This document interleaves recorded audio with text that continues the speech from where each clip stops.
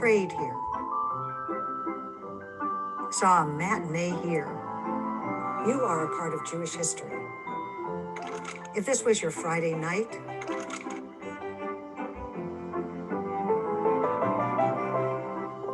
and your Saturday morning, if you walked these halls, had your first kiss here, or had a meeting here, you are a part of Jewish history. If you wore a bad suit and thanked your parents, bowled your first 200 game, took a bow, learned to swim, if you celebrated or mourned, if you made a stand or just stood here, you're a part of Jewish history. History is community, and for over 60 years, Jewish Historical Society of Michigan has kept our community's history alive.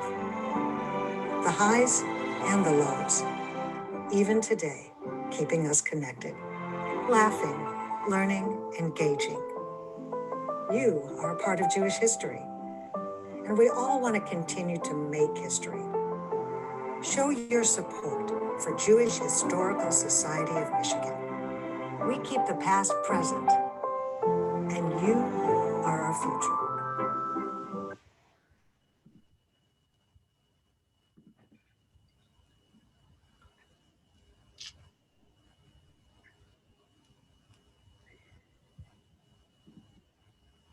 Good evening, everyone. Thank you for joining us this evening. We are really excited to begin our second Innovators and Entrepreneurs program. Just a couple of housekeeping things before we begin. We have some really great upcoming programming, including what is seen before you, as well as a few others to come. So to register, please visit mishjewishhistory.org/calendar. In addition, if you enjoy Zooming with us this evening, we hope you will visit mishjewishhistory.org/donate to support our efforts. And please keep on your calendars. Our annual meeting is June 7th at 6:45, and we have a fantastic featured speaker, Patrick Gallagher, president and founder of Gallagher and Associates, speaking on why Jewish museums matter. As I said before, welcome again to this evening's Innovators and Entrepreneurs series, an interview with Geoff Kretchmer. And I am going to turn things over to tonight's interviewers. I have with us again, Gabe Schuchman from Allrig USA and Jared Rothberger from Jan Pro and Jan Supply Detroit. And I'm going to hand it over to them now.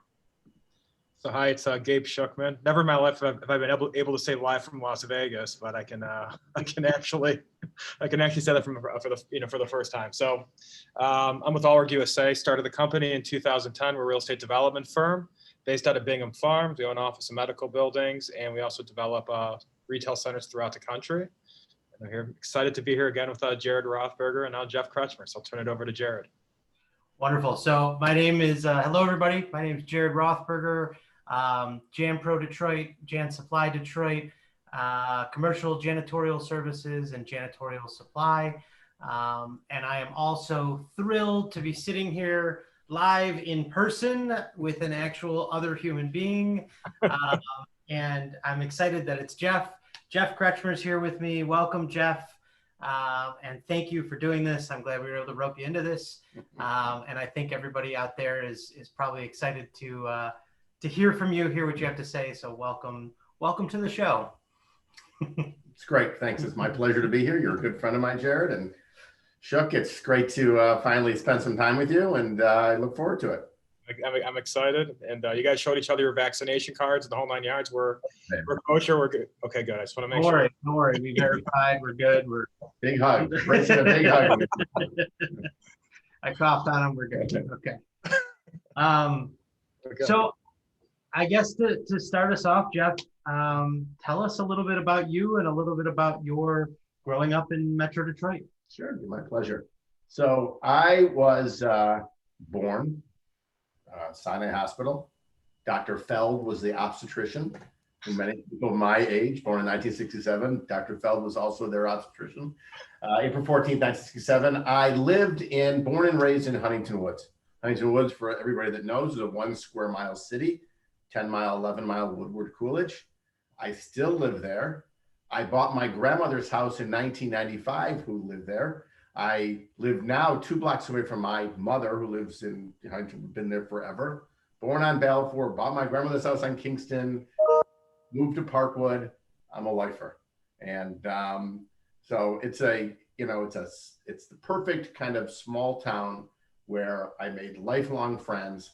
Huntington Woods is, about 6,000 residents, and I am still best friends with the guys that I went to nursery school with at that point in time. A guy named Adam Cohn and Mike Jacobson, my boys forever.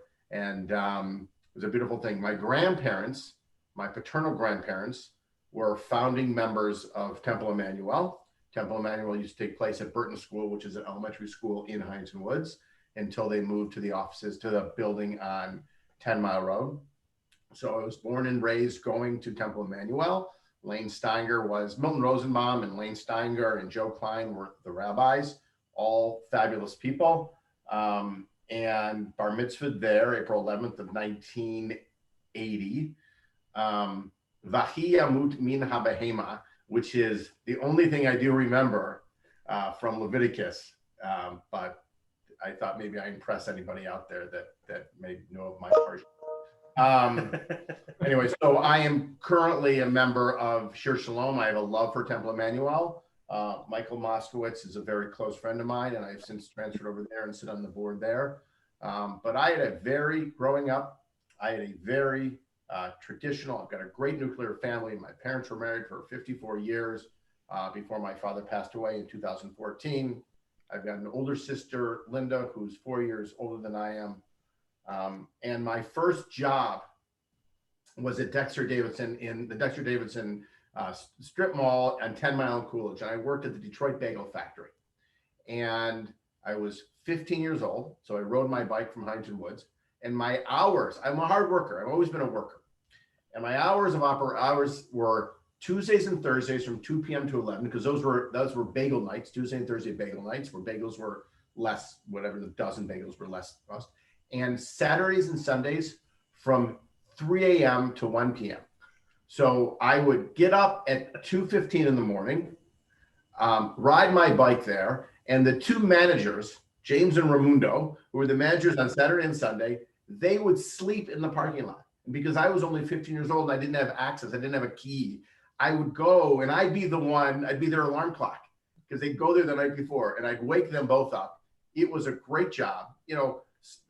New York bagels, phenomenal bagels, but Detroit bagels, the kids, the 15-year-olds, we made the bagels. We weren't just the cashiers. I'm out of the boiling hot water, flipping it cornbread side up, putting it through the dryer into the baker, the oven, and I'm telling you, you can't see that as a scar at 3 in the morning for trying to make bagels for a Temple Emmanuel BBYO outing.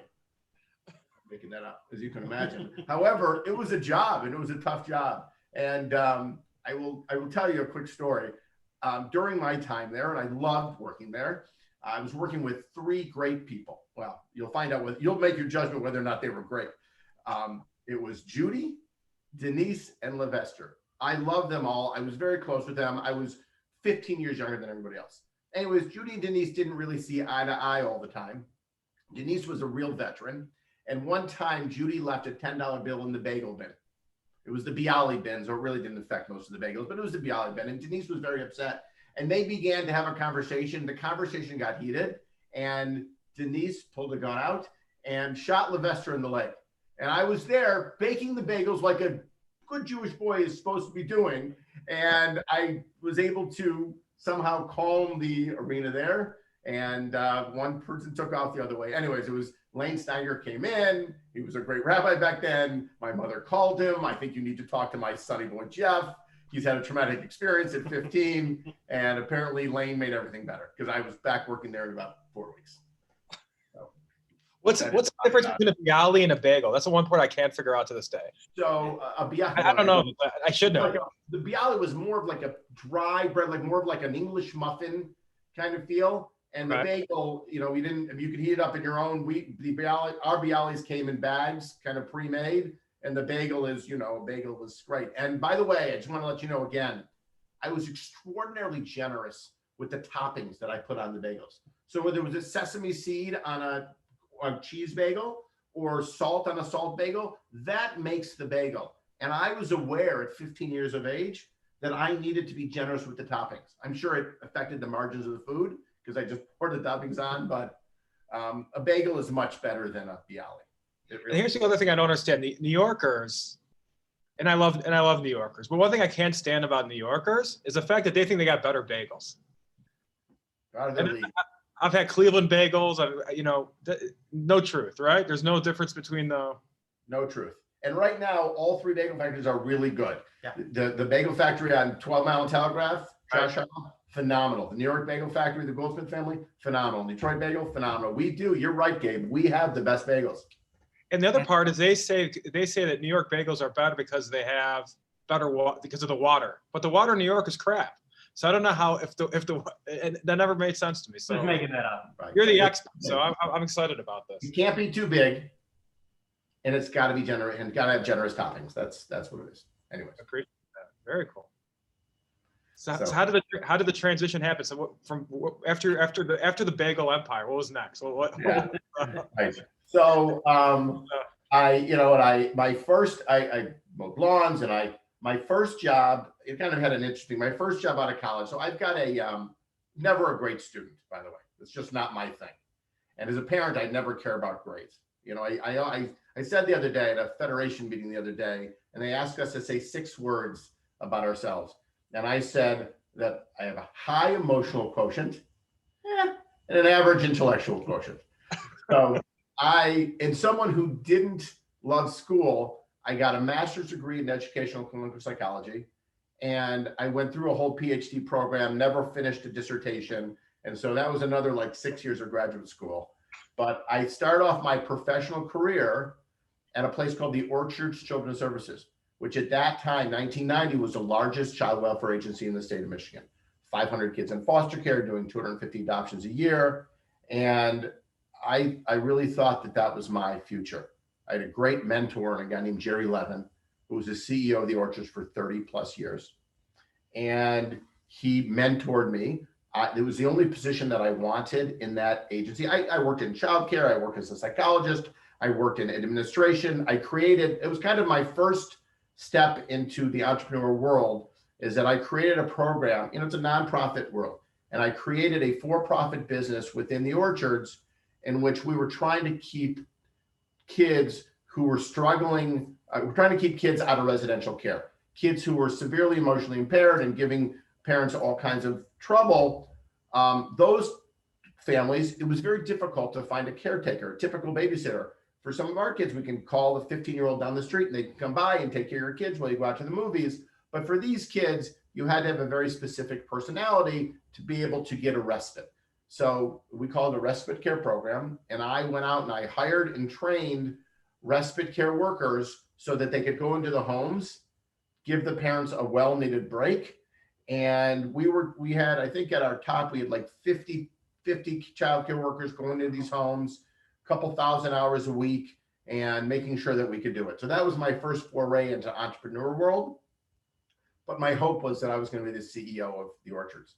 And Jerry was 59 years old in 1998, and mentoring me. And he had to take a 5-year retirement plan. And unfortunately, he was at Israel, went on a side trip to Petra, Jordan, and had a fatal heart attack. Oh, wow. And at that point in 98, I wasn't ready. I didn't have the knowledge. I didn't have the maturity. I wasn't ready at all. And the COO took over. She was a lovely woman, very smart. And, she'd been in the field for a long time, but I knew at that point that she was going to be there for 20 years. And I was a little tired. I was going to school full time. I was working full time. I had 2 small kids. And that is when I made my career shift. I was hanging out with Renee and Craig Ehrlich, who are some of our closest friends, my wife and I closest friends. Renee's parents and my parents are extraordinarily close friends. They owned Trax. Our kids were swimming together at the Beverly Hills Club. We were hanging out, and I'm like, you know what? I think that I'm looking elsewhere. I think I'm making a career change. And they were kind enough to say, that's great. You're coming to work for us. Okay. And in 1999, I made the shift and went to work for them. And by 2002, I become their partner in Trax, and they were moving on to other things, and kind of my world in Trax started in that transition. So tell us about Trax today. What's tell us. Yeah, it's been a great 13 months in the large event business. It has been, so it's a great business. And another question that I was asked in this federation meeting about, we were to bring an item to this meeting that most, or not most, but represents your Jewishness. And the reality is that I was in this nonprofit world for 10 years. And although I was involved in BBYO and AZA and played basketball and I was on chapters, I was not that involved Jewishly. I spent my time working for a nonprofit, and that's where I spent, 50, 60 hours a week. I wasn't volunteering and doing other things. And Trax really introduced me to a whole new set of people, my Jewish world. We do about 320 bar mitzvahs a year. It's a 40-week season, so about 8 every weekend. But the people that I met, the charities that I got involved in, the work that Tamarack was a part of, the work that Trax was a part of with Tamarack. We're up at Tamarack 12 to 15 times a year doing dances for the kids, and we do another 50 charity events. Probably 3/4 of that is for Jewish charities. And so we're an event planning firm. We do full service event planning, soup to nuts if you want it. We've got, before COVID, we had 350 valet parkers. We were doing valet parking all over the city. Essentially do every Shiva around for Dorfman and for Techner, private parties, big events down at Prime and Proper at Townhouse. So it's my favorite part of the business, by the way, because typically it's the kids' first job. It's their first foray into employment. And we have some responsibility to teach kids about the obsession that we have with customer service. We call ourselves pathological pleasers. The professionalism, being on time, wearing your uniform. And I, for many, many years, for about 15 years, I love going out there, being at big events, learning the kids' names and their stories. And I feel like we've impacted. I always felt like in college basketball, like Mike Krzyzewski has a class coming in, or Tom Izzo or Juwan Howard has a class coming in every couple of years. And you remember the Bobby Hurley days of Duke, and the Wojo days of Duke, and the Grant Hill days of Duke. And I always felt that way about my valet class. A lot of them would come in at 16 years old, and they'd stick with me for full time through they were 18 till they went away to college. And you kind of fell in love with each group. So we're doing well. The pandemic has not been easy on Trax, but we're recovering, and there's a light at the end of the tunnel. The phone is ringing. We've got 55 events in May between school parties and private events. So we'll be okay. That's awesome. That's great. That's fantastic. So what other, I know you have other businesses and you're involved in other things. So how did you jump from one to the other? How did you find time to, take over the world of valet, take over the world of parties, and now, right. So throwing axes? And so it's a great question. And I will tell you, because I mentioned that I'm got an average intellectual quotient. Mm-hmm. I've hooked up with some really bright people, whether it's Ehrlich or Schechter or Brian Siegel, I kind of know what's going on there. Guys that I'm super close friends with that I totally respect. Brian Siegel and Brian, who's the CEO of the JCC right now, is also my business partner. And I went on the Grosveld trip through Federation in 2010. And although Brian and I were friends prior to that, we became very close during that trip. And that's when we started talking about business together and what we could do together. And so he's now my partner at Trax. And Brian always wanted to be in the restaurant business. I enjoyed the event business. And there was a venue on the corner of 9 Mile and Planavon, 2 blocks west of Woodward. It was Via Via Nove Nove. at that point. It'd been Temple, it'd been a bunch of different things. And Via Nove closed. And Brian had a great kind of, casual comfort food concept with a great food partner. And upstairs was a venue. It was a 3,400 square foot event venue. So Brian opened the restaurant and I became a partner at the restaurant, and we opened the venue, kind of Trax opened the venue. And it was a good run. It was we had about 2 years of, it's a new venue and it was a great place to have a party. We knew how to throw a party, and the restaurant business is tough. And after 5 years, we recognized that, it was just kind of cruising along. We liked our product. We thought we really experienced some great parties. And we always wanted to do something interactive. And we loved the space in 9 Mile. We loved our landlords and we loved our space, and we thought it was perfect. Best mac and cheese in town. Oh, you're very kind. And we looked at a bunch of things. And if Brian were on this call, he would let you know that Brian likes to study things deep, and he learns everything about it. And then he kind of tells me this is what's going on. Anyways, I'm obsessed with service. I'm obsessed with the customer experience. And we were at a kind of a show, and we ran into a woman who had axe throwing in DC. We were like, what's axe throwing? And I went up to her afterwards, and we created a great friendship with her. And we went to London, Ontario. Our general manager, Brian, and I fell in love with it in 2 seconds, scrapped every other plan, all the investment, and said, we're opening up axe throwing. And hit the ground running in December of 2017. We've had probably 3 million throws in Ferndale before we closed down, and now we're open 50%. But we have one in Macomb County now at Partridge Creek, and we're opening up one in Corktown in probably in the next 8 weeks or so. And it is going to be the best indoor outdoor bar in Detroit. The design has been fantastic. Again, I love being the operations guy. I love being with the staff. I love making sure that the culture is great. And Siegel's got a great aesthetic vision, and turning this place into an A++ place. Where are you opening up in Corktown? Where is it? It's 1375 Michigan Avenue. You know where Nemo's is? Sure, of course. No, we're right across the street from Nemo's. We're on the south side of Michigan Avenue.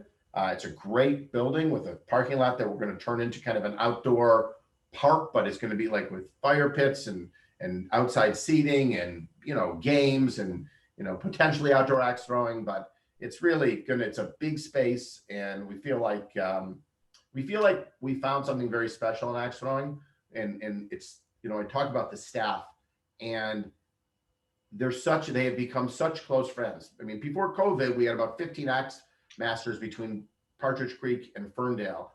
And like valet parking, and like me falling in love with my valet parkers, I fell in love with my axe masters because they kind of came from a bunch of different cultures, and they became inseparable. It was a great place to bond, and just feel like one of our secret geniuses is that we're a great place to work. We're honest people. We're present. Brian and I are there all the time.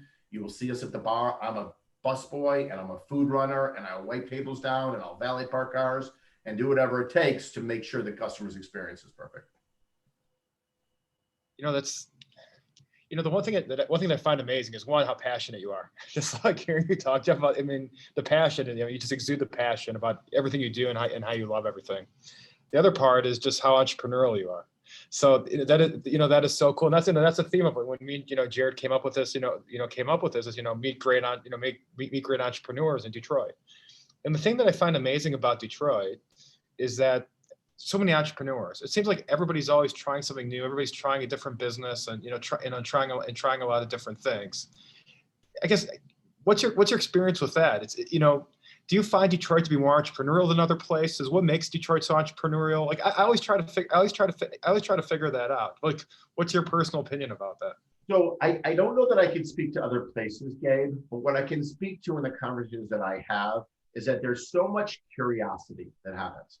I'm a big believer in the power of curiosity, that most people, if you are curious and you listen, want to talk about it. And so I'm in an entrepreneurs group. I've been in this group with 7 guys. for this group's been together for 20 years. It was just our 20-year anniversary. And I've been in this group for 8 years. And I will just say, guys like Rob Lippett, Darren Finling, Scott Stern, Richard Simtob, Joel Perlman, Danny Klein, and me. And these are entrepreneurs. And when we have conversations about things that we're interested in starting, everybody's curious. It's not about do this, well, you should do this. This is the way you should do it. Oh, it's not going to work that way. You should try it this way. It's more of the curiosity about tell me more. What's your plan? How do you employ that? How do you market that? How do you quantify that? And that is the beauty, I believe, of Detroiters, is that there is a warmth there of not trying to outdo everybody, but Right. everybody's kind of everybody else's cheerleader. Right. And so, I was on a walk, I'm throwing out names that I kind of feel weird about. I haven't been on a walk with Scott Kaufman, who is the former CEO of the Federation. And that guy's mind, a little bit like Siegel's mind, just moves like crazy with great entrepreneurial ideas. And that excites me. I love to hear a guy like that talk about all the ideas. And so you're never afraid to ask questions. There's rarely, at least the people that I consort with, there's no judgment. You and I will sit down for a lunch, Jared. We've sat down for many lunches. I'll ask about your business. You'll ask about mine. And I don't think you and I have ever had judgment about what's going on. There's just a curiosity and a kindness, and we're cheerleaders for each other. Absolutely. And just understanding, coming from a place where, you own a business, I own a business, and we all have different challenges, but it's how can we support each other? And it's one of those things where, I feel like in other communities, people are a little more closed off and they don't want to share and they want to keep their secret sauce to themselves. Whereas you have in the Detroit community, everyone's trying to lift each other up. And I think that's a huge contrast to a lot of other areas. Yeah, I will tell you this too. I think Detroiters, we're living in a culture of honesty too. At least the people that I'm with, is that I'm not afraid to say that I'm struggling. We're all in business. Everything doesn't go perfect. Todd Saxey. I wish. Todd Saxey, you're in the building. The only thing I can guarantee about business, it doesn't go perfect. That's all I know. Right, that's a guarantee. And I was guarantee. to make that guarantee. I can promise you something's going to go wrong. We plan a party soup to nuts. One of the Valley Parkers is going to show up. A projector bulb is going to get broken. We're going to have a different charger plate on table number 14 because we couldn't find a gold charger plate it broke. So, and by the way, even the struggles of staffing, I think that's a national struggle right now with finding staff everywhere. And when I go to my peers and the people that I trust, I taught Jared and I had this conversation before this started. I trust Jared to tell him that I'm struggling finding staff. I'm not embarrassed about it. No. First of all, maybe you can share my ideas, but that's the culture of honesty and being just being so open. It's a safe space. At least the people that I hang around with, it's a really safe space. You said something, so me and Jared are in the office building business, right? And one of the things you said, you spoke about the 15 master axe throwers. Am I saying that correctly?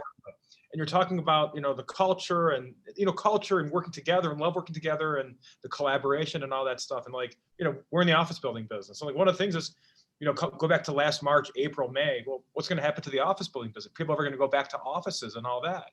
And I think the one unique thing about the office building business is I think people are looking for that collaboration. They're looking for that culture. So we can create that culture where everybody wants to work together and be together. I think that's really big. That's really huge. So I've missed that, by the way. If you ask me one thing I've missed the most, is I love my team together. And Zoom has saved a lot of time in certain ways. I was out of town for a while and it allowed me to do it. At Tamarack, I'm the current president of Tamarack, and there's a lot of committees and a lot of meetings.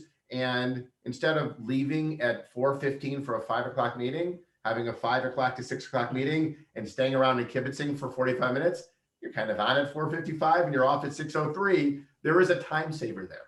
But when you are working as intensely with, whether it's Tamarack or Star Trax or businesses, it is important. And you feel emotion in meetings that you can't feel sometimes over a Zoom call. And we've been in the office, not everybody, but we've been in the office the last couple of weeks, maybe half of the people. And I love it. I love the energy. I love the kibitz. It's a special place. The camaraderie. I mean, just having your staff together and having your team together, whether it's, your office staff or your, if you're doing a committee for, whatever nonprofit you're involved in, I mean, it really does make a difference. That like time before the meeting, after the meeting, where you're just getting to know people and building those relationships. I think that makes all the difference. Yeah. I do want to shift gears real quick. Sure. And kind of talk about some of your nonprofit involvement and some of your, you've brought your entrepreneurial wisdom to, you're working with Tamarack, and I know you're involved in a bunch of other organizations. So tell us a little bit about that. Sure. Well, for the last 13 months, Trax has been my nonprofit involvement. It's not part of it.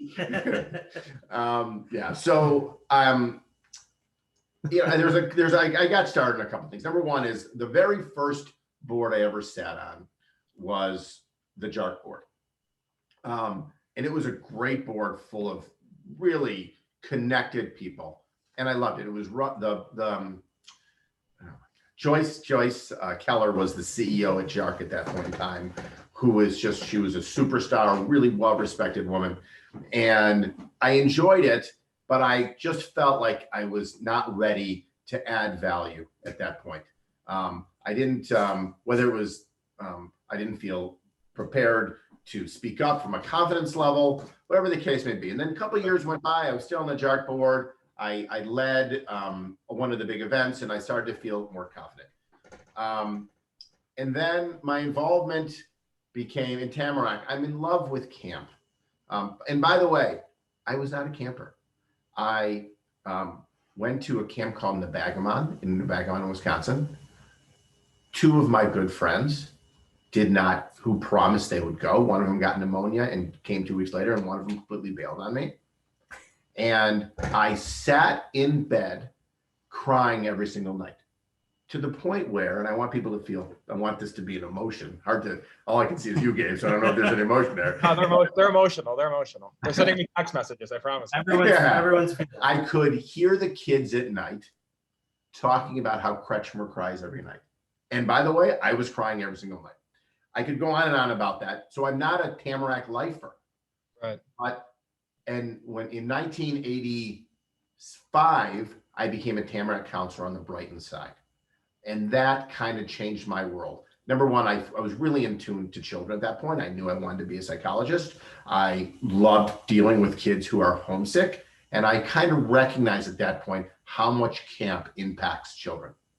So I worked there on and off for 3 or 4 years. And in 2005, I got back on the board. I got onto the board. And I've been on the board really nonstop until now. There's a couple times I had to roll off, but very, very involved. And I just feel like there was a big Jewish study done that says, if you're going to spend $1 in the Jewish community, where would you spend it? And the answer was on the Jewish camping experience. And I really feel that way about Camp Tamarack. Number one, it's the community's camp. So whether you send your kids to other camps, which is completely fine, we're the community's camp. Tamarack is community's camp. So it doesn't mean that dollars shouldn't go to Tamarack, because every year we're spending about $1 million making sure that any Jewish child who wants to go to camp has an opportunity to go to camp. And I have been on a ton of committees. I've been the treasurer. I've been the vice president of development. I've been this first vice president. Now I'm the president. And there are stories every single year. And soon you're going to hear about something called the Campaign for Change, which is all about how camp impacts kids, how camp changes kids, and whether it's independence or leadership or confidence or lifelong friendships or your first foray into the water, canoeing, water sports, whatever the case may be. I am so passionate about what a camp can do for a child that I'm having so much fun. Now, it's easy to have fun with Lee Trepic every single day because he's such a great personality. He's all about the culture. I love his energy. And I couldn't have thought, we had a great leader in Steve Engel before, but for him to start his first year as CEO and for me to be my first year as president, it's been a real coming together and I love it. I'm involved in Federation. I chair something called the Affinities Group with Karen Kaplan, who is like a crazy Federation rock star. And it's the big group that I chair is called Pound for Pound, which is a men's group between the ages of, I think it's between 35 and 60. And every 3 months or so, we bring in a speaker. It was used to be at a venue every 3 months, and we were at the DAC, we were at Detroit X. We've been at various bars at Detroit, at the Whiskey Factory. And it just brings people together that may not be that involved in federation, and it mixes the 35-year-olds and the 55-year-olds who have been involved for 20 years, not in a serious mentoring role, but it's great to be able to mix company in that way. And I'm passionate about that. I love it. And I love Trax's relationship with all these people, with Federation. We help them out with their events, with Hillel Day School, with Yad Ezra. You know, I sometimes go through the federated agencies sometimes. We've done things for the historical museum. They had something at the I think it was at the bike place. I'm not sure. Anyways, yeah, at the I forget what it's called. We'll edit that out because it's the bike place, the cycling place off of. Yeah, they got a new name. You know, the amazing thing about Tamarack is, so you know, our boys started going to Tamarack. Aaron, take COVID off. I got to scratch stuff and do the math. But you know, but the amazing thing about the boys, you know, at Tamarack every year, is the amount of new confidence they exude every time they come back. When they get off that bus, they come back as like, I mean, I want to view them as men already, right? But they come back, you know, like, you know, more mature men with this higher level of confidence. And it's the most incredible thing. So I was a camper. I did it for 3 years. My cousins from Israel came with me for 2 of the 3 years. So that was an experience in itself. But, you know, that special experience that my kids have every time they go, it's an unreal thing. And the smiles and the relationships and the friendships that they create, but they mature, they blossom. And I mean, I think you know, for me personally, when I get involved in charities and, you know, different organizations, it's like, I just love getting involved where I can, you know, make a difference, right? I mean, we've spoken about that before, right? But make a difference, but also, you know, it's usually, you know, try to impact a child's life. And I think Tamarack, I think it just knocks it out of the park. I really, really do. And I see it personally. I think you hit the nail on the head with the confidence. You know, my oldest is so excited to go back to camp. Like, talks about it all the time because he has that confidence, the friends he's made, the relationships that he has. I mean, we've had his entire bunk over like multiple times to go swimming, and I mean, they have like bunk reunions, and I mean, obviously we weren't able to do that stuff during COVID, but I mean, he's so excited to get back there this summer. And I mean, obviously camp has had a huge impact on him and our family. And so I love it. I will tell you, last year when we had to cancel camp, I'm an emotional guy. I cry a lot. And this was a day where we needed to tell our stakeholders that we were canceling camp. And there was a separate meeting with the staff that we were canceling camp. It was like May 4th of 2020. And Lee and I still talk about this day, and Carla, who's a new director of camp. And it was a devastating day. It had to be done. It was the right call. We had a great medical committee who we trusted. They've been a huge part of helping us understand the virus from day one. But we're emotional about that. We wanted camp last year. It was really difficult, and we're just psyched that we're gonna do it right this year. And we can't wait. We got 800 plus kids going to camp, and we got 2 great trips going out. One to Camp Olmsted in Allegheny, Pennsylvania, and one at Camp Kennedy in Munising, Michigan. And although we can't go to Agri because of Canada and Alaska, we're doing everything we possibly can to make it happen. That's amazing. The only thing which kind of is, you know, is frustrating about the whole thing, the kids are so excited about going to camp. I think they hate me. Like, so I can't take it personally. Like, man. What did you do? Get my ego out of the way. Your kids love you, Gabe. It's okay. They love you and care of it. So that's the only tough thing, is like realizing they like it. They just like camp more. Totally agree. The amount of moping that happened around the house when we had to tell Milo that he couldn't go to camp because camp was canceled. It wasn't that we were taking it away from him. I mean, it was. Yeah. He was mad for a long time. I should have written Milo an apology letter. Yeah, you know what? We'll work on that. We'll do a Tamarack stationary apology. There you go. So,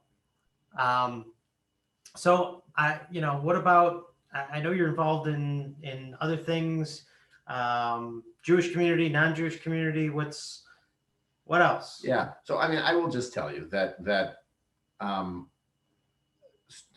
Star Trax really is the foray into all of it. And one of the best things that occurs, and I talk about Star Trax, is that we do a lot of production work for communities, for community organizations. And the production people that work for me are not Jewish. They're not involved in the Jewish community. They only know the Jewish community through working for Trax. And it is so amazing to me when they come back from, whether it's recording it, whether it's providing sound for it, whether it's providing lighting for it, and they're there for the whole program, how touched they are, how respected how much they respect the closeness of our community. The Detroit community is a pretty special community. Our group, this Pound for Pound group, it was named Pound for Pound because our first speaker was Arn Tellem, and he spoke about his life in sports and his moving to Detroit, and he's been in LA, he's been in Philadelphia, and he's a really dynamic guy. And he made a comment in that first speech that said, pound for pound, Detroit is the best Jewish community out there. And we feel that same way. What do we have? 63,000 Jews. The dollars that we raise, the community programs that are going on, the entrepreneurs within Federation. You talk about entrepreneurs, and again, it's a nonprofit. You could be stuck in the world. Okay, we're just going to create programs and we're going to make sure that we raise money. But we have serious entrepreneurial spirit within our nonprofits that blow other places out of the water. They really do. And it's so nice for me to come back and talk to my production guys because of their experience with the Jewish community. And that would be their only experience. But they go to, a program at Shared Tzedek or a Dat Shalom or Shir Shalom or wherever, and they're like, wow, I can't believe the generosity of the Jewish people. I was born in Cleveland and moved to Detroit when I was 9 or 10. My mom's been at Hillel Day School for all these years, and so we're so involved in the Jewish community. And Dennis Bernard, spoke a month and a half ago, however long ago it was. And Dennis is from Cleveland originally, moved here a little bit later in life. And I asked Dennis the question, who made the biggest difference in your career, in your business career? And he said David Hermelin. And I never met David, but just given my mom's experience with David and his family, and I'm honored to even sit on the Goldman Hermelin Foundation at Hillel Day School. So I just feel this incredible connection to who David was, just tangentially. And he spoke about David, and he spoke about how David made him who. I mean, he's really saying David made him who he is. He said he took on a tough deal from David, made it work, and David was his number one marketer. After that, David introduced him to each and every person. And the theme that we keep going back and forth is the warmth of this community, how people try to help each other out and all that stuff. Was there like one person or a few people that you look to that you say, Gabe, Jared, here's that individuals that really, I'm sure there's a lot of people that helped you out, right? But is there like somebody that just like kind of like that made that different? I mean, just curious. Yeah, it's fair. I want to be able to answer with one person, but I can't. No, it's okay. That's a good thing. Yeah. So I mentioned Renee and Craigville. Right. It really, it was whatever it was in my life, and I just wasn't happy professionally.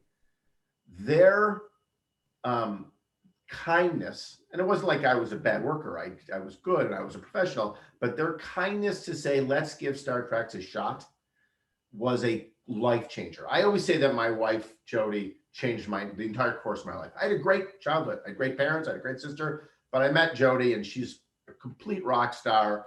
And so it kind of changed my focus in my life. But then professionally, Renee and Craig Ehrlich, Craig's great, super smart. Renee's the number one nicest human being in the entire world. And I'm in love with my wife. Renee Ehrlich is the number one nicest person. Maybe Lisa Stern. There's a couple, but to have somebody like that on your side, the domino effect of that relationship can't be quantified. It really can't. And I do have some mentors. So I mentioned this group that I'm in for the last 8 years. I don't think I know that there aren't groups like, there's YPO out there, which are great groups and people get very close. The relationships that I have with these guys and the emotion that goes into it and the trust that has gone into things that we share, that's changed my confidence level. It's changed my decision-making. It's made me smarter. And I owe it to them. And if there's like one guy that I feel like I've gone to over the years, probably Todd Saxey. Todd grew up in Huntington Woods. He actually lived in Huntington Woods for a while and moved, I think, out to Birmingham. But Todd's been a guy that, for me, is kind of a no-nonsense guy. Yeah, tells, really speaks the truth to me. And he's given me like 6 or 7 nuggets that I always live by. One of them was, I guarantee we're going to make a mistake. The one guarantee I put out there is we're going to make a mistake. And I can also guarantee that we're going to fix it. But, I've been vulnerable with him before and I trust him. And, it's not that I spend that much time with him, but he's kind of guided me in a great way. And there are other people, my partner is Brian Siegel is, when I surround myself with guys like Siegel, I become a better person. He's committed his life to Jewish causes. He was the president of the JCC, president of the board for many years. And when it needed a president, he stepped up and became president. And there's just guys like that are very special. I'm not like that. I'm very committed to the Jewish community. There's a specialness in guys like Kaufman and Siegel and people that are committed the way they are. I think the cool thing about the Jewish community here is if you need help from an entrepreneurial perspective, there's people to reach out to. If you want to get more involved, there's people to reach out. This is how we met, through Michael Lippett. There's people to reach out to. And I think that's just one of the amazing things, about the Jewish community, and focusing kind of on the theme of the speech, being a Jewish entrepreneur. Jared, from your perspective, when you were looking for me also, when we were looking for, people to pick up the phone and call, they were always out there for us. That was mine. There's one of them right here. But that's not just individuals, organizations. Hebrew Free Loan, I know for me was a huge boost. Yeah. And I know you were a mentor, right? In Yeah. Free Loan. Yep. Kentor is just a great guy. He's a guy you want to work for. Absolutely. And there's so many Jewish organizations, federation that are out there to help us. And so, I think all three of us feel that it's important to help them and to give back where we can. So, right. It's interesting. I may have started off in that role with you, but we've become good friends. And you've mentored me. We had real conversations about, you mentored me on arm wrestling that one time, how I become a better arm wrestler. Jared, is that your hidden talent? Are you a great arm wrestler? No. I'm just good at advice. Pick weaker opponents. See if it's just being Yiddish cup.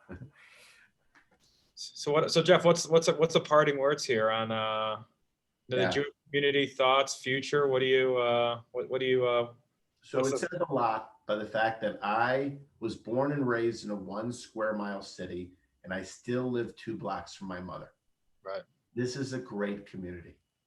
And I always talk about, when people talk about getting involved in boards, some of the advice that I give is, number one, is to get involved because it really means a lot, but also go do something that's not always in your sweet spot. If you're an accountant, you don't always need to be on the finance team. You're going to be pigeonholed into finance. Get involved in something that maybe you're curious about. Maybe you don't know anything about, but you want to get involved in. There are so many opportunities. The beauty of this Grossfeld mission that's gone on, I think there's been 16 missions now, is that they hook you up with Federation, someone from Federation, who can find places that you're looking for.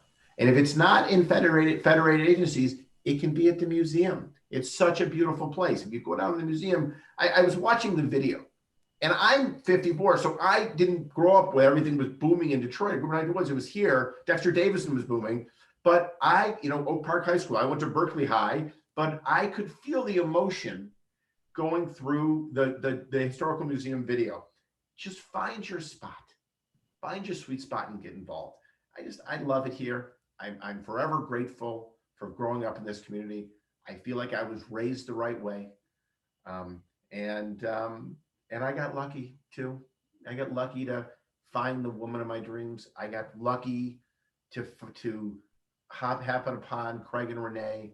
I got lucky in Schechter, and I got lucky with Siegel. So I do think I add value. I'm not some schmo that can't do anything, but some of it's luck and some of it, I'm willing to work hard. I'm willing to bake the bagels at 3 a.m, flip it cornbread side up, and do whatever it takes to make the customer happy. Was that old Thomas Jefferson line? The harder you work, the more luck I create. Is that some line? So great. Geoff, thank you so much. This was great. A lot of fun, guys. Thank you. We really appreciate it. And Kara, I don't know if there's questions or if you want to open it up to questions. Well, I want to thank all of you for this evening. And to our audience. If there are any questions, please submit them via the chat feature on your Zoom screen, and I'm happy to moderate that discussion for us. So while we wait, if there's any questions, do you want to tell us a little bit about Jewish Historical Society and if people want to get involved there and, you know, some of the other programs you have going maybe? I am happy to do that. We have a lot of Zoom programming coming up. That has been our MO for the last year, and it has really allowed us to reach audiences all over, not just Metro Detroit and the state of Michigan, but across the country and even in Israel and Canada. We have programs on everything from social justice issues, nostalgia and Judaism, and how it's taking place with religion now. And again, our annual meeting is coming up, and we are really excited about our featured speaker, Patrick Gallagher.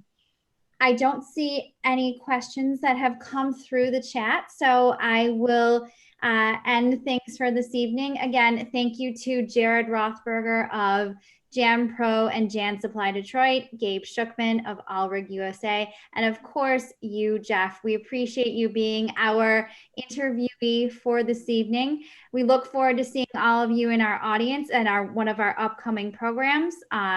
Please feel free to check out our website, mishjewishhistory.org.